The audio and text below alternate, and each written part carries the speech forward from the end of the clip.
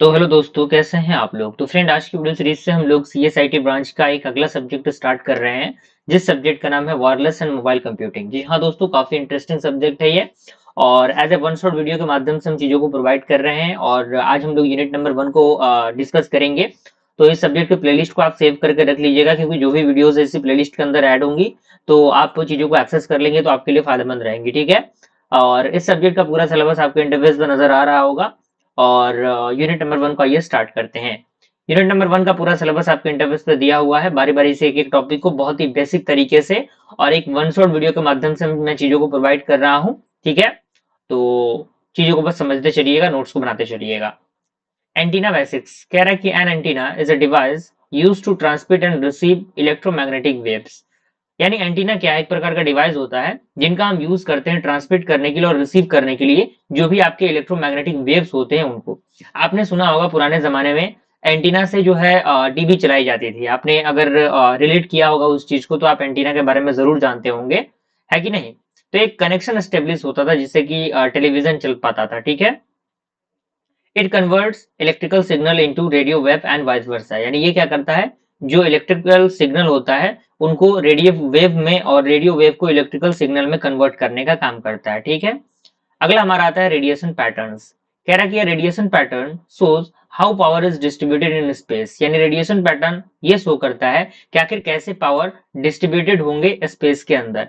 अगर हम टाइप की बात करें तो दो प्रकार का होता है, ओमनी डायरेक्शनल, जो रेडिएट होते हैं सारे डायरेक्शन में इक्वली। एंड दूसरा हमारा आता है डायरेक्शनल, जो रेडिएट होता है काफी ज्यादा स्पेसिफिक डायरेक्शन में। ठीक है। अब आता है हमारा टाइप्स ऑफ एंटीनास, यानी एंटीनास कितने टाइप के होते हैं।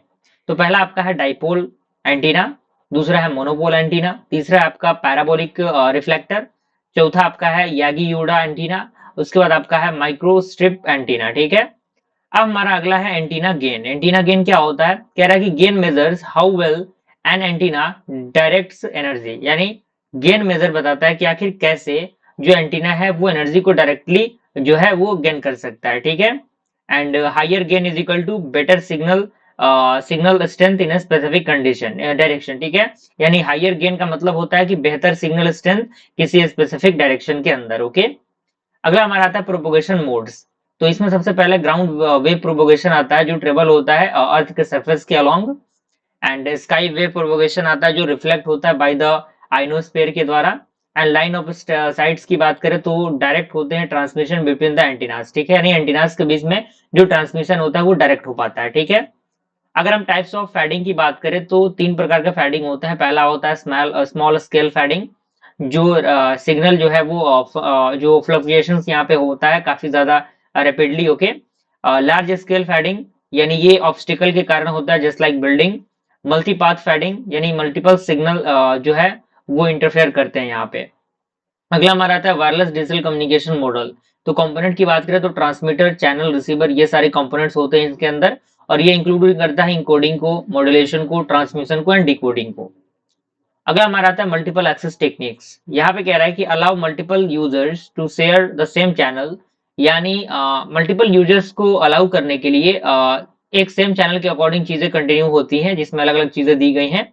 सबसे पहला आपका है स्पेस डिवीजन मल्टीपल एक्सेस, दूसरा आपका है टाइम डिवीजन मल्टीपल एक्सेस, और अगला आपका है frequency division multiple access, and code division multiple access, demand assign multiple access, packet reservation multiple access, multiple access with the collision avoidance. ठीक है। तो ये सारी चीजें आपके इंटरफेस में नजर आ रही हैं। अगला टॉपिक हमारा है सेलुलर नेटवर्क ऑर्गेनाइजेशन। तो ये डिवाइड करता है एरिया को किसमें, एक सेल्स में। ठीक है। यानी जो भी एरियाज होते हैं उनको सेल में डिवाइड करता है और हर एक सेल के पास एक बेस स्टेशन होता है और ये कंट्रोल होता है by the mobile switching centre. ठीक है। और अगला हमारा आता है ऑपरेशन ऑन सेलुलर सिस्टम। तो यहाँ पे call up setup, call routing, channel assignment, mobility management, ये सारे ऑपरेशन जो है वो परफॉर्म किए जाते हैं। अगला हमारा आता है जो है आपका मोबाइल रेडियो प्रोपोगेशन इफेक्ट। तो इसके अंदर reflection, diffraction and scattering use होता है।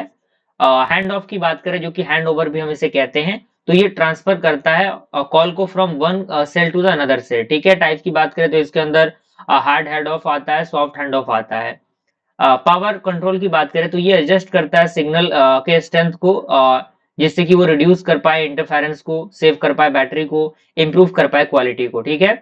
स्कैटराइजेशन की बात करें तो ये डिवाइड करता है सेल को into the sectors just like 120 degree, and साथ ही साथ ये इंप्रूव करता है कैपेसिटी को एंड रिड्यूस करता है इंटरफेरेंस को। ट्रैफिक इंजीनियरिंग कॉन्सेप्ट की बात करें तो इनफाइनाइट सोर्सेस जिसमें आपका अनलिमिटेड यूजर्स होंगे। लॉस्ट सेल क्लियर्ड की बात करें तो यहाँ पे ब्लॉक कॉल होंगे जो ड्रॉप होंगे।